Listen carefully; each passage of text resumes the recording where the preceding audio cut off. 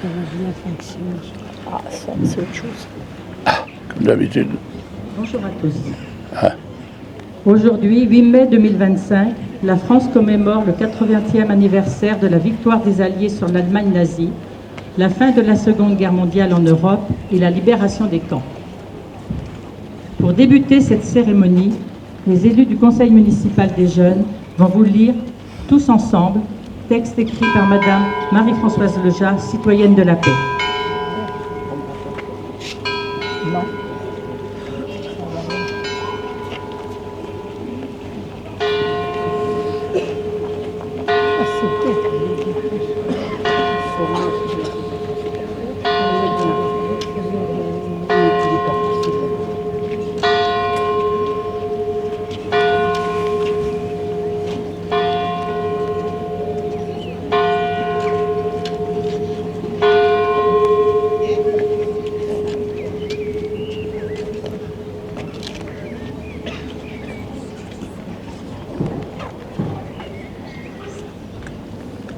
Pourquoi c'est difficile d'aimer et respecter?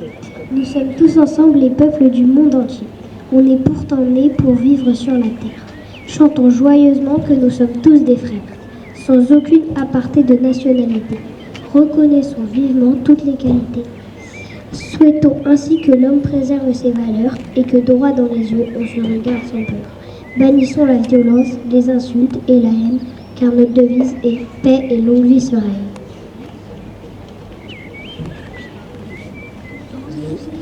Donnons-nous la main, tous, prenons le même chemin pour avancer ensemble et gagner notre pain, construire et fleurir nos chagrins, construire et réunir le monde de demain, agissons en restant sereins.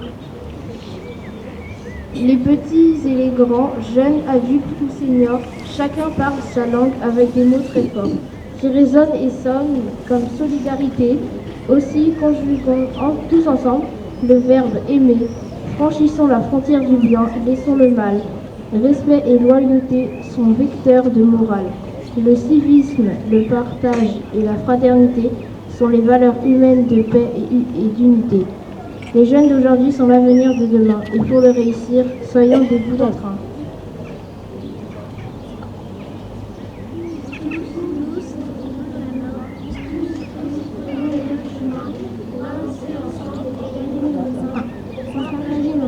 Et aussi nos chagrins. Construire et célébrer le monde de demain, agissons en restant.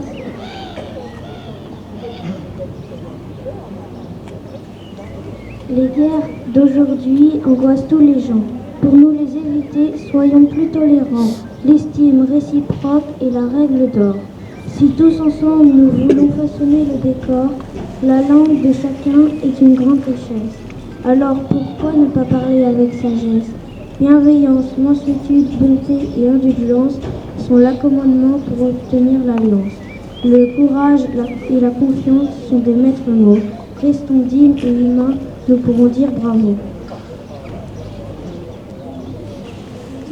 Tous, donnons-nous la main, tous, prenons le même chemin pour avancer ensemble et gagner notre pain, pour partager nos joies mais aussi nos chagrins, construire et réunir le monde de demain, agissant en restant sereins.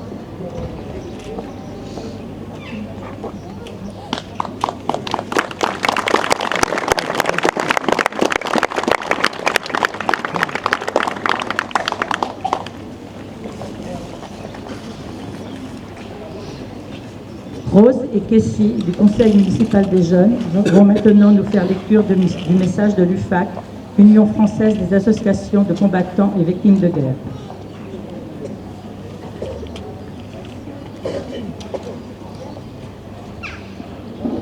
Le 8 mai 1945, il y a 80 ans, les alliés britanniques, américains, français et soviétiques obtenaient la réduction sans condition de l'armée de l'Allemagne nazie. Les 7 et 8 mai 1945, à Reims et à Berlin, ainsi la barbarie nazie était vaincue. Les peuples d'Europe retrouvaient leur liberté et leur souveraineté. Ce fut le plus important, le plus destructeur, le plus meurtrier des conflits de tous les temps. 100 millions de combattants, 62 millions de victimes, en majorité civile, rendons hommage à ces hommes et à ces femmes qui sont entrés dans la résistance et ont combattu pour la libération de la France occupée par les nazis.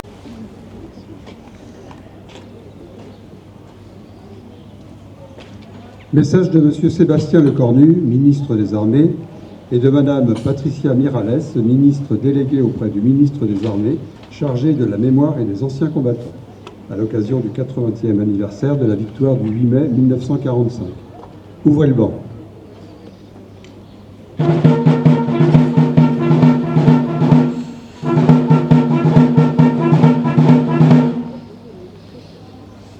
Le 8 mai 1945, quand la nouvelle de la victoire parvint à Paris, le général de Gaulle, qui incarnait la voix de la France libre et combattante, adressa ces mots à la nation. Tandis que les rayons de la gloire font une fois de plus resplendir nos drapeaux, la patrie porte sa pensée et son amour d'abord vers ceux qui sont morts pour elle, ensuite vers ceux qui ont pour son service tant combattu et tant souffert.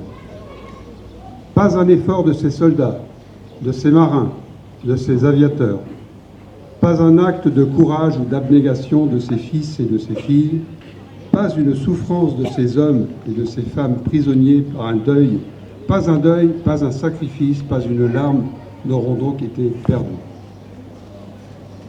Le sacrifice pour la victoire avait été immense. Aux soldats morts, blessés, prisonniers, aux résistants foudroyés ou torturés, s'ajoutaient les civils assassinés et déportés, en particulier les Juifs morts dans la Shoah, ainsi que les champs de ruines laissés par les durs combats de la libération.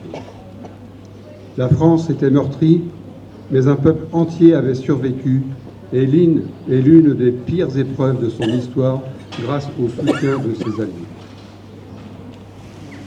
Le 8 mai 1945, à l'heure de la capitulation allemande qui allait bientôt être celle de la découverte de l'ampleur des crimes nazis, l'heure était aussi déjà à la reconstruction.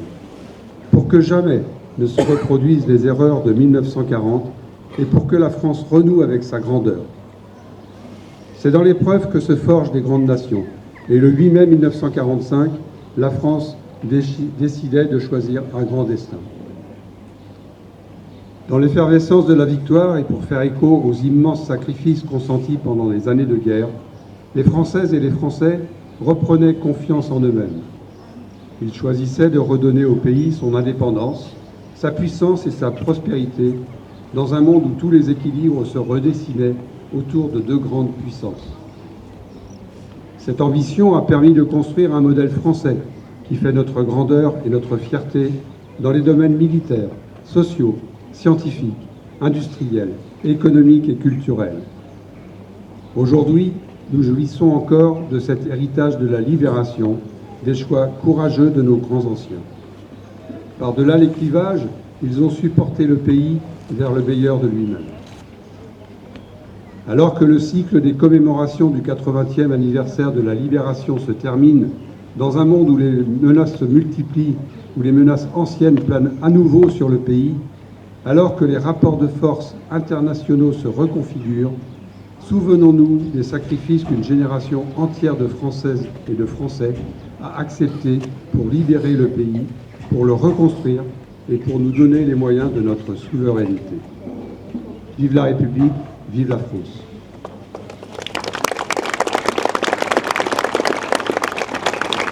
Fermez le banc.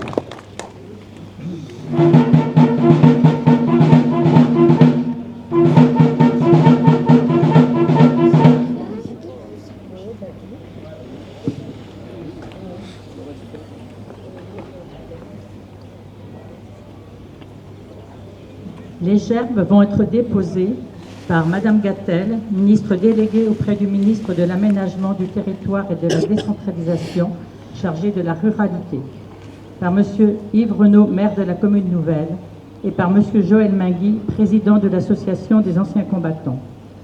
Le dépôt de gerbes sera suivi de la sonnerie aux morts, de la minute de silence et de l'hymne national que vous êtes tous invités à chanter.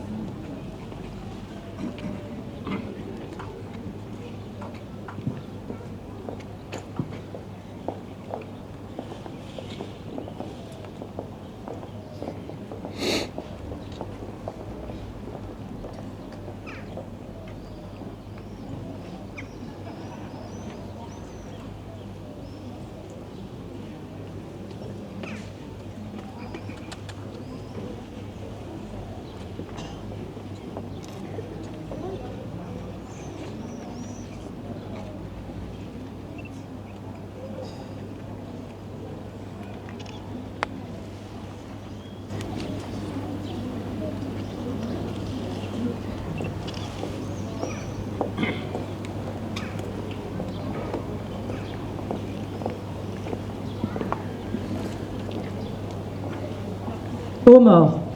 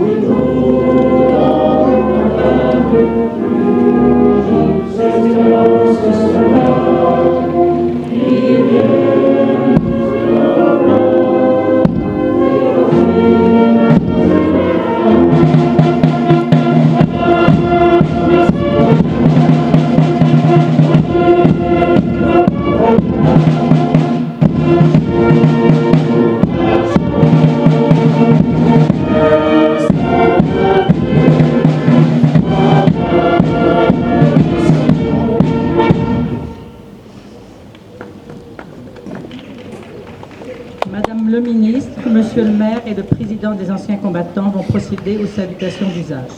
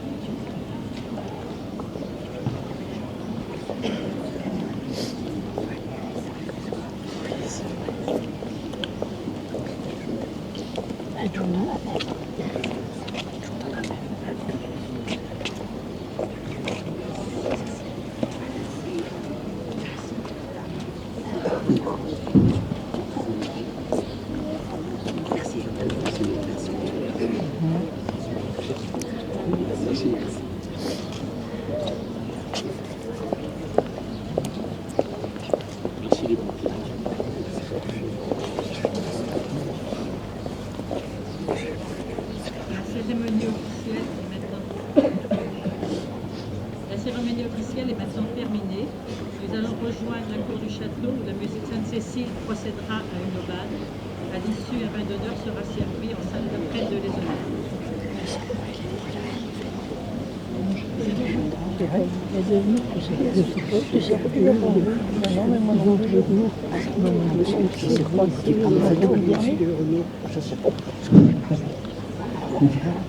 Donc je recommence. La cérémonie officielle est maintenant terminée. Nous allons rejoindre la cour du château où la musique Sainte-Cécile procédera à une aubade. À l'issue, un vin d'honneur sera servi en salle le prêtre de l'Ésonais. Donc nous allons reformer le cortège. Si vous voulez bien laisser un espace pour que la musique passe entre vous. Merci. Madame Pouffa devenait le soir de GCAS, le repas du GCAS. Et elle a été...